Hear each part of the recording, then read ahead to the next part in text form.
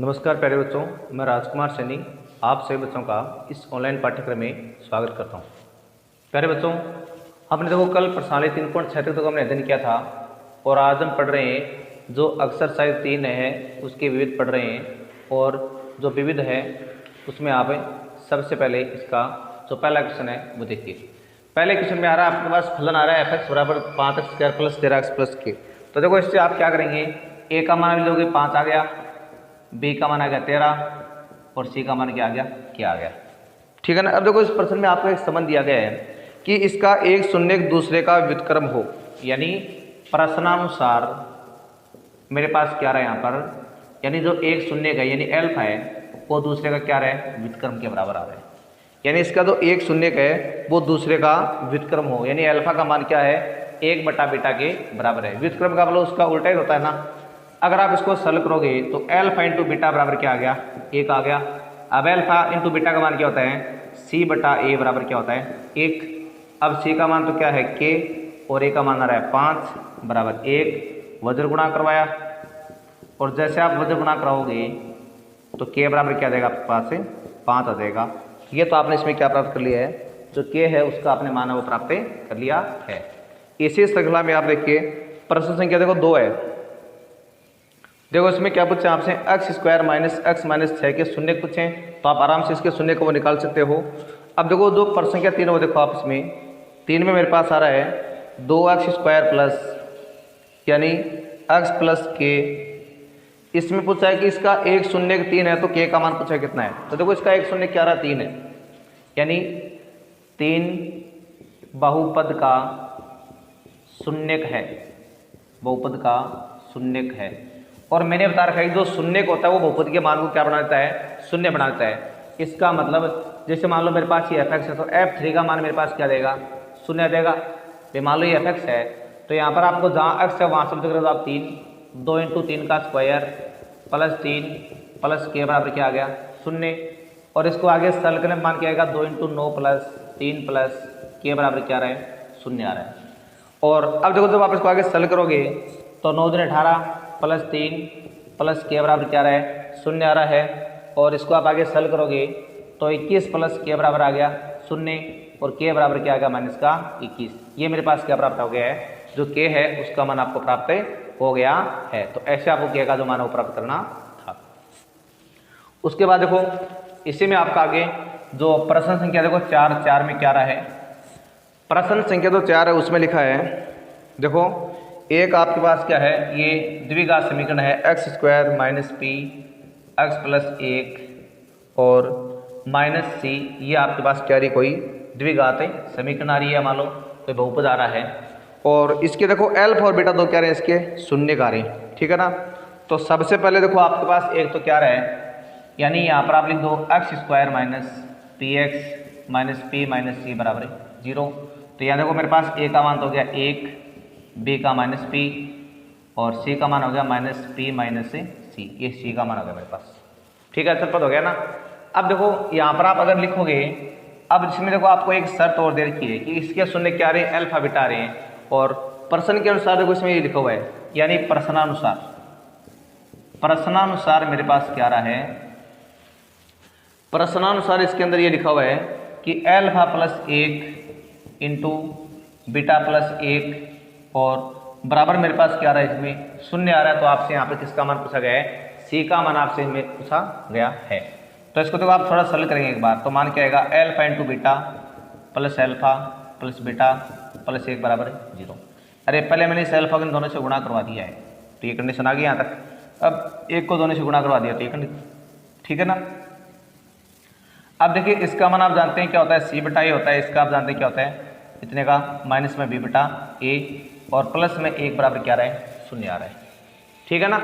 अब देखो c/a का मतलब यहाँ पर क्या आएगा मान मेरे पास माइनस p माइनस c आएगा, c का मान क्लियर आपके पास, और a का मान मेरे पास क्या है 1 प्लस माइनस यहाँ b का मान मेरे पास क्या आएगा, जैसे मान लो यहीं पर पड़ा है माइनस में ये, और अभी जो b है b का मान देखो खुद का माइनस है तो यहाँ पर क्या बन जाएगा प्लस का p बन जाएगा। और बट्टे मेरे पास क्या रहा है 1 और प्लस में 1 बराबर क्या रहा है शून्य आ रहा है। जब इसको आप आगे सरल करोगे तो माइनस p माइनस c/1 और प्लस p/1 प्लस 1 बराबर शून्य। और आप जानते हैं कि जो बट्टे में एक है उसका कोई महत्व होता नहीं है, तो आप इसको लिख देंगे minus P minus C plus P plus 1 बराबर है 0। अब देखो यहाँ पी से पी तो हो रहा है कट और माइनस सी प्लस 1 बराबर आ रहे हैं 0 और सी का मान के पास क्या आ गया 1 आ गया। तो ऐसे आपको क्या निकालना था, सी का जो मान वो प्राप्त करना था। इसी श्रृंखला में आप आगे देखिए जो नेक्स्ट अगला प्रश्न है उसमें देखो आप प्रश्न संख्या 5 में लिखा है कि यदि द्विघात समीकरण यानी आपके पास ये समीकरण आ रही है 5 के में, यानी एक्स स्क्वायर माइनस के एक्स प्लस 4 बराबर 0, इसके देखो दो मूल समान आ रहे हैं तो आपको के का मान पूछा है, तो दो मूल समान होने की आप शर्त लगा सकते हो, कौन सी, बी स्क्वायर माइनस 4 इससे बराबर है 0 वाली। इस शर्त के अनुसार आप इसमें क्या निकालेंगे, के का जो मान वो प्राप्त कर लेंगे। अब देखो आगे आप क्वेश्चन नंबर 6 देखो। इस प्रश्न में क्या रहा आपके पास, जो दो समीकरण है, एक तो है A X square plus A X plus 3 बराबर 0, दूसरी है X square plus X plus B बराबर 0। और देखो दोनों का एक उभयनिष्ठ मूल आ रहा है और मूल क्या रहा हमारे पास x बराबर 1 आता है, यानी x बराबर 1 इसका भी मूल है और इसका भी मूल है। तो आपसे यहाँ पर a और b का गुणनफल का मान आपसे पूछा गया है। तो देखिए प्रश्नानुसार आप लिखोगे x बराबर 1 समीकरण ए X square plus A X plus 3 बराबर 0 का मूल है। और मूल होने का आप मतलब जानते हैं कि जैसे आप इसमें x बराबर 1 रखते हो तो ये मान आपका पूरा क्या हो जाएगा 0 हो जाएगा, यानी जहाँ x है वहाँ पर आप a रख दो। तो a इंटू 1 का स्क्वायर a इंटू 1 प्लस 3 बराबर 0, और ये आ रहा है मेरे पास a प्लस 3 बराबर 0, और मान आ गया 2a प्लस 3 बराबर 0, और 2a बराबर आ गया माइनस का 3 और a बराबर आ गया माइनस का 3/2। ये तो आपने सभी क्या प्राप्त कर लिया है, a का मान आपने प्राप्त कर लिया है। इसी तरह देखो जो x बराबर 1 है वो समीकरण है, यानी X square plus X plus B बराबर 0 का एक मूल है। जब इसका भी मूल है तो इसका मतलब ये x का मान आप 1 रख दो वापस फिर से, तो 1 का स्क्वायर प्लस 1 प्लस बी बराबर 0, 1 प्लस बी बराबर 0 और 2 प्लस बी बराबर 0, बी बराबर आ गया माइनस का 2। ये आपने बी प्राप्त कर लिया। लेकिन प्रश्नानुसार आपसे ए बी का मान पूछा है, तो ए बी का मतलब क्या हो गया, आप ए और बी का मान रख दो, माइनस 3/2 गुणा और माइनस का 2, तो मान आ गया 6/2, यानी आपका उत्तर कितना आ गया 3। तो ए बी का मान मेरे पास यहाँ पर क्या प्राप्त हो गया है 3। इस प्रश्न में आपको यही प्राप्त करना था, ठीक है ना। अब देखिए जो नेक्स्ट अगला प्रश्न है ये तीसरे वाला 7 का। तो 7 के में आपके पास क्या रहा है 3√3 x square plus 10x plus √3 बराबर 0। इसका देखो आपसे विविक्त कार पूछा है, तो पहले आप जान लो यहाँ पर विविक्त कार होता क्या है, यानी आपको निकालना है विविक्त कार का मान। विविक्त कार का मतलब हमें ध्यान रखना क्या होता है, बी स्क्वायर माइनस 4ac, इसी को क्या बोलते हैं विविक्त कार बोलते हैं, ठीक है ना। तो यहाँ लिख दो आप, a का मान तो आ रहा है मेरे पास कितना, ये b का मान और ये c का मान, तो माना जाएगा 10 का स्क्वायर माइनस 4 गुणा a का मान है 3√3 और c का है √3।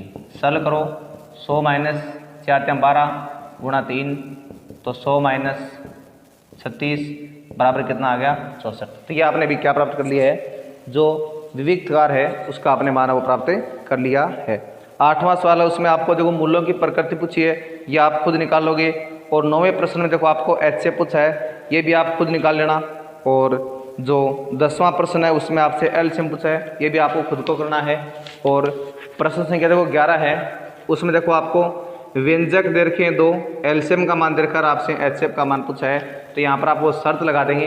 तो देखो 11 का एक बार आप देखो 11वें प्रश्न में क्या है, व्यंजक देखो मेरे पास ux का मान तो क्या रहा, मान लो 6x स्क्वायर और y की पावर 4, और vx व्यंजक है उसका मान मेरे पास क्या रहा है 10xy स्क्वायर। और देखिए जो एलसीएम है हमारे पास यहाँ पर उसका मान है 30x स्क्वायर y की पावर 4, और आपसे यहाँ पर एचसीएफ का मान है वो पूछा गया है। तो आप जानते हैं एचसीएफ इंटू एलसीएम का मतलब क्या होता है, दोनों व्यंजकों का गुणनफल होता है। तो अब आपको इसमें यहाँ पे क्या करना है, एचसीएफ का मान है वो तो आपको प्राप्त करना है, और एलसीएम का मान मेरे पास आ रहा है 30x स्क्वायर y की घात 4, 6x स्क्वायर y की घात 4 और 10xy²। अब इसको सरल करके आप किसका मान निकालोगे, HCF का मान, तो मान आ जाएगा 6x² y की घात 4 10xy² बटे में क्या रहा है 30x² y की घात 4। ये इसके देखो अभी क्या रहा है बटे में आ रहा है। तो देखो जब इसको आप सरल करोगे तो देखो ये आपका x² से स्क्वायर कट रहा है, y की घात 4 से y की घात 4, 6 से कट रहा है 5 बार और 5 से कट रहा है 2 बार। तो HCF का मान मेरे पास क्या देगा 2xy²। तो इस तरह से आप क्या प्राप्त कर सकते हैं, जो हमारे पास HCF है उसका मान आप प्राप्त कर सकते हैं। तो ये तो हो गया आपके इतने प्रश्न। अब देखो आप आगे देखो, इसी श्रृंखला में आप जो 14 तक सवाल है वो बिल्कुल सेम है, जिससे आपने पहले पढ़े वैसे सवाल है वो आप खुद कर लेंगे। अब आगे देखो आप प्रश्न संख्या 15। तो देखो 15 के में आपके पास बहुपद तो क्या रहा है, ये आ रहा है fx का मान है मेरे पास x² - px + q। तो पहले आप इसे लिख दो, a का मान तो हो गया मेरे पास 1, b का -p और c का हो गया q। तो इसमें पहले आपको निकालना है किसका मान, α² + β² का मान आपको प्राप्त करना है। अब मेरी बात सुनो यहाँ से, तो देखो इसका जो मान है आप जानते हैं, आपके पास मान केवल किसका होता है ऐसे सवालों में, अल्फा प्लस बीटा का होता है, या तो ये होता है अल्फा इंटू बीटा का, इन दो का मान होता है आपके पास, क्योंकि इसका मान तो होता है माइनस में b बटा ए और इसका मान होता है c बटा ए। ये तो आपने पढ़ा है ना, लेकिन आपको यहाँ पर निकालना है α² + β² का मान। इसका मतलब ये होगा कि ऐसे इस मान को प्राप्त करने के लिए आपको इसको इन्हीं कोई फॉर्म में कन्वर्ट करना पड़ेगा।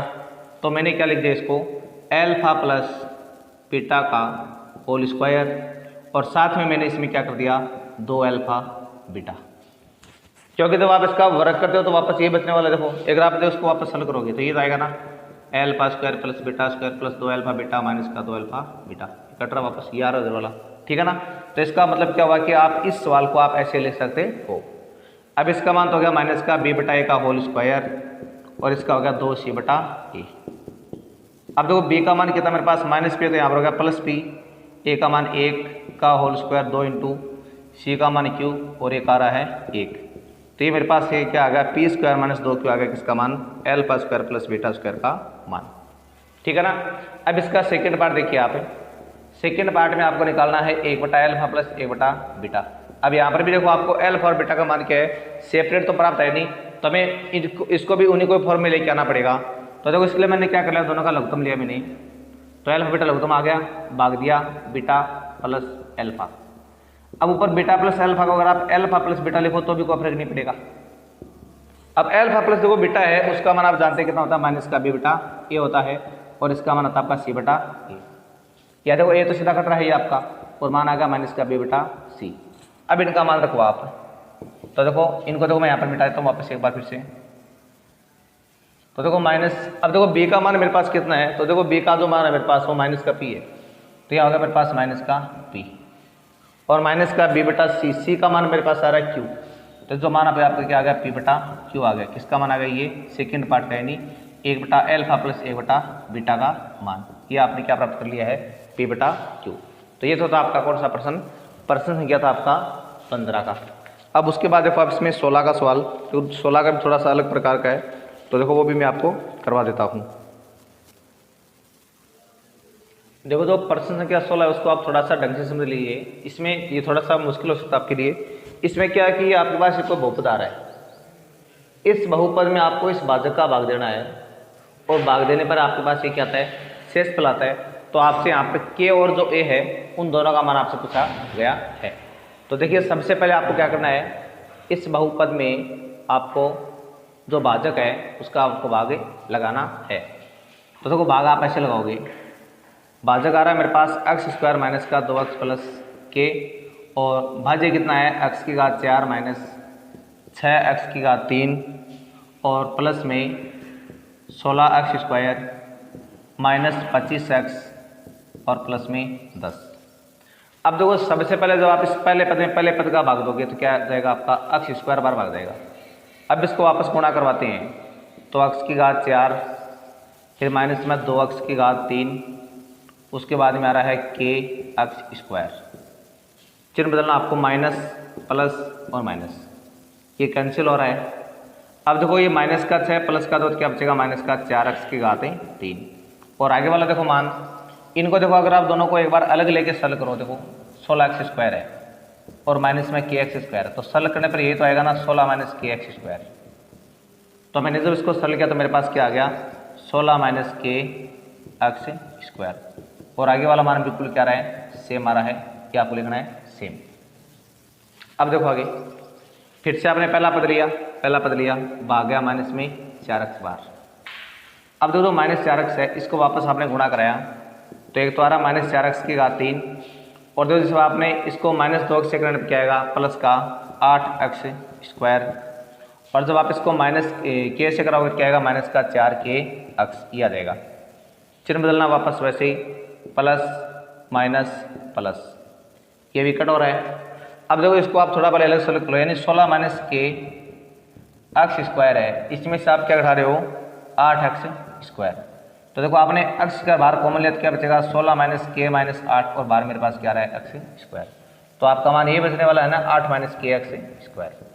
ठीक है, तो मैं यहाँ पर क्या लिख दूंगा 8 माइनस kx²। उसके बाद देखो ये आपने लिख दिया है। अभी आपको आगे क्या करना है, फिर से आपको इन दोनों को सरल करना है। तो देखो मेरे पास एक तो है माइनस का 25x, एक है मेरे पास प्लस का 4kx।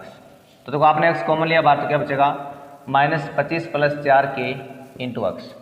तो इसको आप यहाँ पर क्या लिख दोगे प्लस में, यानी 4k - 25 × x, और प्लस में क्या रहा है 10। ये अगला पद आ गया आपके पास।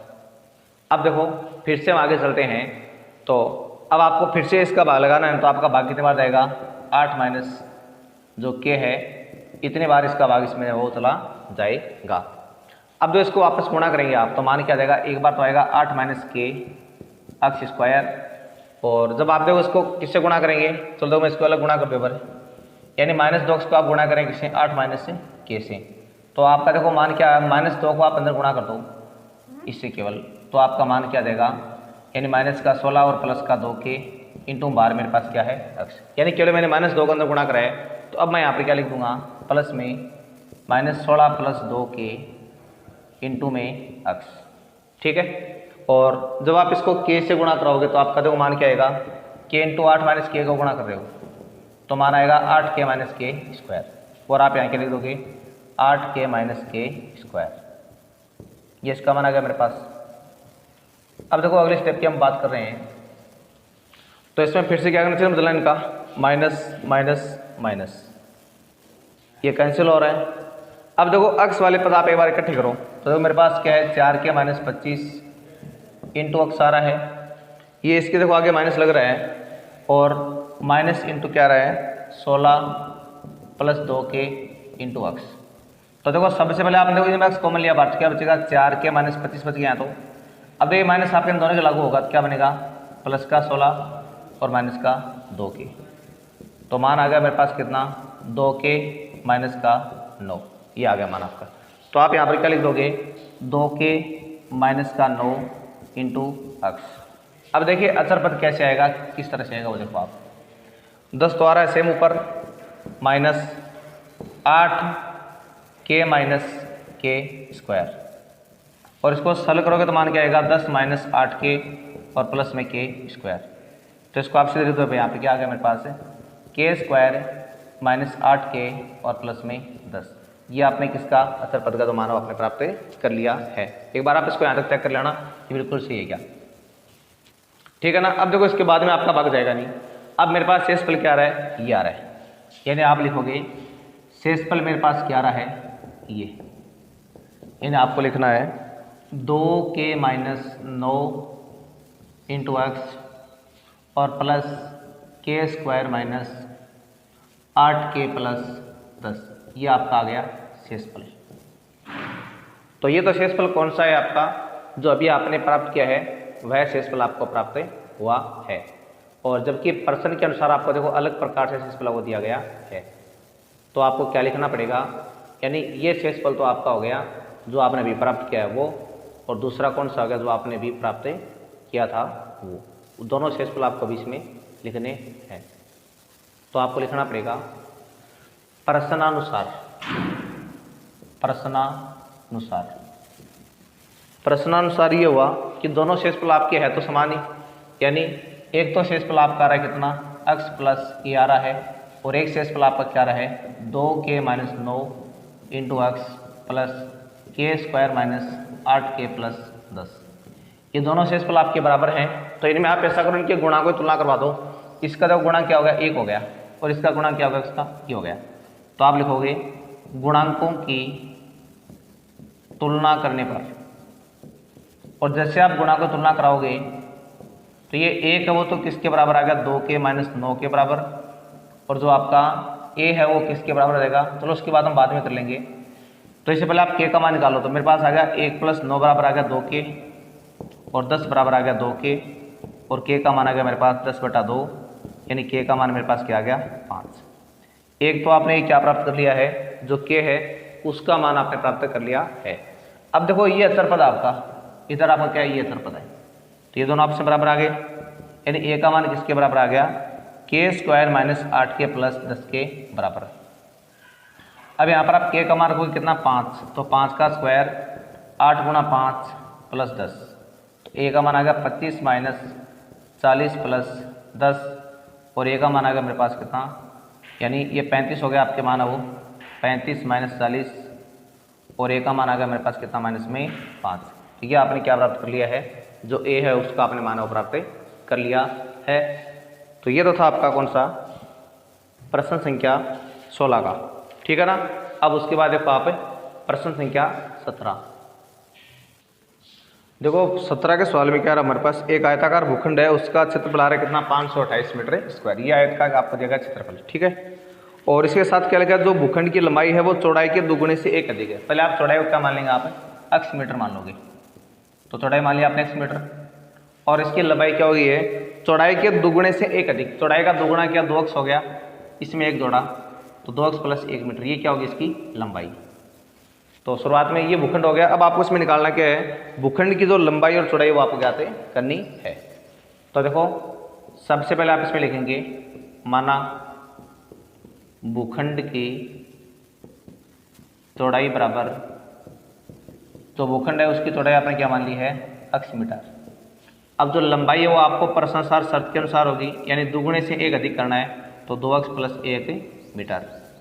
और जो भूखंड का क्षेत्रफल है वो हमारे पास कितना आ रहा है 528 मीटर स्क्वायर, ठीक है ना। अब देखिए प्रश्नानुसार जो आयताकार भूखंड है उसका क्षेत्रफल क्या होता है, लंबाई गुणा चौड़ाई बराबर आ रहा है मेरे पास 528। अब लंबाई का मान तो है 2x प्लस 1 और चौड़ाई का मान आ रहा है x बराबर आ रहा है 528। इसको गुणा कराओ तो 2x स्क्वायर प्लस x बराबर 528। अब सारा मान अगर आप इधर लेके आते हो तो माइनस का 528 बराबर है 0। ये मेरे पास अभी क्या आ गया, एक द्विघात समीकरण है वो आ गई है। अब इस द्विघात समीकरण को आपको आगे क्या करना है, हल करना है, और हल करने के बाद में आपको इसके जो उत्तर है वो प्राप्त करने हैं। तो ये मैं आपके लिए छोड़ रहा हूँ, इसको आप आगे हल करके जो x का मान है वो आप निकाल लेंगे। अगर आपको x का मान माइनस प्राप्त हो जाए यहाँ पर, उसको तो अमान्य करना है, और प्लस प्राप्त है उसको क्या करना आपको मान्य करना है। और इसमें देखो आप चाहे तो इसमें मतलब कोई भी तरीका देखो आप लगा सकते हो। जैसे मान लो मैं यहाँ पर द्विघात से लगा तो मेरे पास a का मान तो क्या 2, b का 1 और c का होगा माइनस का 528। और मैं यहाँ पर देखो द्विघात के सूत्र इसका मान निकालना तो minus B plus minus root B square minus 4ac/2।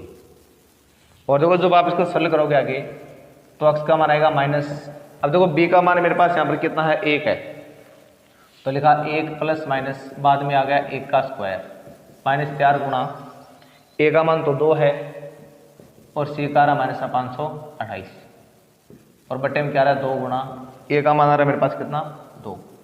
तो अब x बराबर आ गया -1 प्लस माइनस 1, यहाँ पर ये प्लस हो गया। अब देखो ये 8 हो गए, 8 को आपको 528 से गुणा करना है, तो जब आप 528 को 8 से गुणा करते हो तो 8 बटा 64 6, और 8 दूनी 16 और 6 कितने हो गए 22 2, और 40 से 2 गए 42, यानी मेरे पास क्या आ गया ये 4224 बटे मारा है 4। ठीक है, अब देखो इसको आप आगे सरल करोगे तो आ जाएगा -1 प्लस माइनस ये क्या हो गया 4225 हो गया है बटे मारा है कितना 4। अब इसका देखो आपको वर्गमूल निकालना है, तो आप जानते हैं कि जो 4225 होता है उसका वर्गमूल कितना होता है, शायद 65 होता होगा। यानी जब आप 65 को 65 से गुणा करते हो तो शायद यही आएगा। देख लो आप, 5 में 25, 2, 30 2 32 और 6 30 3 और 36 हो गया 39। तो आपको माना जाएगा 5 2 फिर 12 4, बिल्कुल आ रहा है ना। तो इसका मतलब वर्गमूल क्या होगा हमारे पास यहाँ पर भी इसका 65 हो गया और बटे मारा है 4। अब जो उसका एक मान तो क्या आएगा -1 प्लस 65 बटे 4 और दूसरा मान आएगा -1 माइनस 65 बटे 4। अब इस शख्स का मान तो आएगा कितना 64 बटे 4, उस शख्स का मान आएगा -66 बटे 4। इसको तो आप यहीं पर मान नहीं करते, क्यों माइनस में नहीं आ सकती, जो चौड़ाई है चौड़ाई कभी भी माइनस में नहीं हो सकती। इसलिए मेरे पास शख्स का मान क्या आ गया, इसमें आप भाग दो, 4 कम 4 16 आ गया। तो अक्स का मान क्या आ गया मेरे पास है 16, यानी जो चौड़ाई है वो तो मेरे पास क्या आ गई है 16 मीटर। अब इसकी आपको लंबाई निकालनी पड़ेगी। तो देखो लंबाई कैसे निकालोगे आप, इस नियम के द्वारा, इन 2 से गुणा करना फिर 1 जोड़ना। तो 2 गुणा 16 प्लस 1 यानी 32 प्लस 1 यानी कितनी आ गई 33 मीटर। तो जो इसकी लंबाई है वो तो आ रही है 33 मीटर और इसकी चौड़ाई क्या आ रही है, वो आ रही है 16 मीटर। तो आज हम इतने प्रश्न पढ़ेंगे और देखो जो बाकी इसके पार्ट बचे हैं वो आप कल निकालना। और कल मैं आपको इसमें एक दो इसमें आप ये जो 18वां प्रश्न है ये आप खुद कर लेंगे पूर्ण वर्ग विधि के द्वारा, ठीक है। गुणित के प्रश्न को आपको गुणनखंडन विधि से करना है, तो ये भी आप हल कर लेंगे खुद। और जो अगला प्रश्न आपका है 20 का, 20 और 22 23 ये 3 प्रश्न मैं आपको कल करवा दूंगा। और 21 का प्रश्न है द्विघातीय सूत्र विधि, वो भी आप इसको कर सकते हैं। और फिर कल हम जो अपना एक नेक्स्ट टॉपिक है वो स्टार्ट करेंगे। तो तब तक के लिए आपको ये प्रश्न हल करने हैं। नमस्कार, धन्यवाद।